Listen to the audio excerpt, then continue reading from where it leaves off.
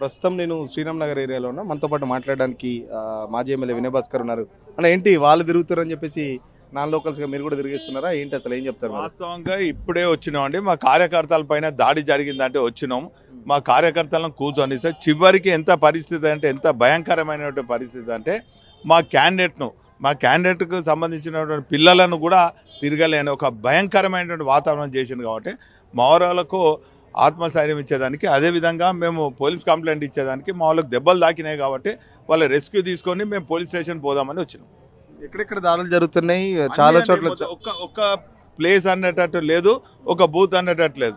మొత్తం 2 రోజుల నుంచి స్వైర విహారం చేస్తూ నిన్న రాత్రి కూడా పైసలు పంచుతూ మా వాళ్ళ పైన దాడి చేస్తాం. ఒట్టిగా మీలాంటి వాళ్ళకు ప్రెస్ వాళ్ళకి చెప్దామన్నా కూడా వాళ్ళ కెమెరాలు గుంజుకుంటారు, మా కెమెరాలు గుంజుకుంటారు.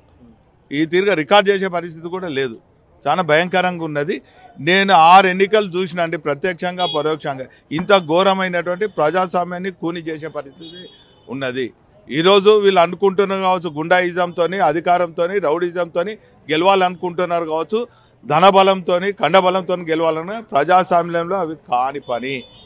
ఓటు హక్కు అనేది ఎంత పదునైన ఆయుధం అనేది ఇప్పుడు ఈ ఎన్నికలు తెలుస్తుంది. వీళ్ళు ఎన్ని గుండాయిజం చేసినా, ఎన్ని రౌడీ చేసినా, మా పైన దాడులు చేసినా కూడా మేము శాంతియుతంగా ఎదుర్కొంటాము. ఖచ్చితంగా గెలుపు మాదే కాబట్టి మేము సహనంతో ఉన్నాం. వాళ్ళు సహనం కోల్పోతున్నారు, వాళ్ళు ఓటమే అని చెప్పి కోల్పోతున్నారు. మా అభ్యర్థిని తిరగనిస్తలేరండి. ఇంత దౌర్జన్యమా? నేను ఎక్కడ కూడా చూడలేదు. మా పార్టీ కార్యకర్తలకు మనోధైర్యం చెప్పేదానికి, వాళ్ళ రెస్క్యూ చేసేదానికి మేము వచ్చినాం. మా కార్యకర్తల పైన దాడి జరిగిందంటే మేము ఇక్కడికి వచ్చినాం. మేము ఇక్కడ క్యాన్వసింగ్ చేస్తలేం, వాళ్ళలాగా డబ్బులు పంచుతలేం, మన డబ్బులు లేవు. వాళ్ళలాగా కుక్కర్లు పంచుతలేం, వాళ్ళలాగా చీరలు పంచుతలేం. మేము కేవలం చాలా చోట్ల ఎమ్మెల్యేలు, మాజీ కార్పొరేషన్ చైర్మన్, లేకపోతే కార్పొరేషన్ చైర్మన్లే తిరుగుతున్న పరిస్థితి ఎట్లా వస్తున్నారు? నాన్ లోకల్స్ అయితే యాక్చువల్గా ఉండొద్దు. బట్ అండి అది ఇప్పుడు నాన్ లోకల్స్ ఉండొద్దు. వాళ్ళు చైర్మన్ కానీ మంత్రులు కానీ బాగా కుర్చీలు వేసుకొని వచ్చి కూర్చొని చేస్తున్నారు. మంత్రులు కూర్చుంటున్నారు, వాళ్ళ అనుచరులపై మా వాళ్ళ మీద దాడి చేస్తున్నారు.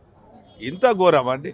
ఏం చేస్తున్నారు పోలీసులు? చూస్తున్నారా ఏం చేస్తున్నారు పోలీసులు? ఎలక్షన్ కమిషన్ కు చెప్తున్నాము, పోలీసు వాళ్ళకి చెప్తున్నాము. ఎవరు కూడా ఏం చర్య తీసుకుంటలేరు. చాలా ఘోరం ఉన్నది. ప్రజాస్వామ్యాన్ని మాత్రం కూరి చేస్తున్నారు. ఎన్ని దాడులు చేసినా, ఎన్ని పైసలు పంచినా కూడా మరి సునీత గోపినాథ్ గారు గెలవబోతారు. మనతో పాటు ఇంకో మాజీ ఎమ్మెల్యే చందర్ ఉన్నారు. అన్న చూస్తున్నారా ఎట్లా చూస్తున్నారు? పొద్దు నుంచి ఓటింగ్ సరళి చూస్తుంటే మీ పైన దాడులు జరుగుతున్నాయి, ఏమనిపిస్తుంది? అధికార దుర్వినియోగానికి అధికార పార్టీ కాంగ్రెస్ పార్టీ రేవంత్ రెడ్డి పూర్తిగా ఉసిగొల్పిండు. ఇక్కడ మంత్రులు కానీ, తర్వాత ఎమ్మెల్యేలు కానీ, ఎమ్మెల్సీలు కానీ విచ్చలి విడిగా ఎన్నికల రోజు కూడా ఇలా డబ్బులు పంచడము, మా నాయకులను బెదిరించడము, కొట్టడము, ఇది ఇంత దుర్మార్గం నేను ఏ ఎన్నికలలో చూడలేదు. ఇటువంటి దుర్మార్గమైనటువంటి చర్యలకు పాల్పడుతున్నటువంటి ఈ యొక్క సందర్భంగా ప్రజలకు మేము విజ్ఞప్తి చేస్తున్నాం.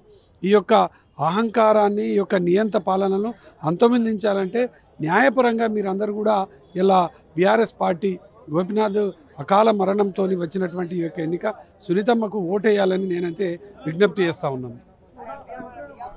చాలా చోట్ల పోలీసులు ఉన్నా కూడా మాపై దాడి చేస్తున్న పరిస్థితి. నవీన్ యాదవ్ మనుషులు కానీ, లేకపోతే ఇటు కాంగ్రెస్ పార్టీకి చెందిన గుండాలు చాలా చోట్ల మా కార్యకర్తలు మీద దాడి చేస్తున్నారు. అందుకే కార్యకర్తలకు మద్దతుగా మేము వచ్చాం. నాన్ లోకల్స్గా మేము కూడా ఉండొద్దు, బట్ కాంగ్రెస్ పార్టీ వాళ్ళు తిరుగుతున్నారు, యథేచ్ఛగా దాడులు చేస్తున్నారు. కాబట్టి ఆ దాడులను అడ్డుకోవడానికి కార్యకర్తలకు ధైర్యం చెప్పడానికి మాత్రమే పోలింగ్ బూత్ దగ్గరికి వచ్చామని చెప్పి చెప్తున్న పరిస్థితి. చాలా చోట్ల కాంగ్రెస్ పార్టీ లీడర్లు డబ్బులు పంచుతున్నారని చెప్పేసి అటు బీఆర్ఎస్ పార్టీ లీడర్లు కూడా ఆరోపిస్తున్న పరిస్థితి. ఇది శ్రీరామ్ నగర్ నుంచి పోలింగ్ బూత్ దగ్గర పరిస్థితి. వీడియో జర్నలిస్ట్ సతీష్తో సురేష్ తొలివెలుగు కోసం. అసలైన తొలి వెలుగు. Follow WhatsApp @Tolivelugu official.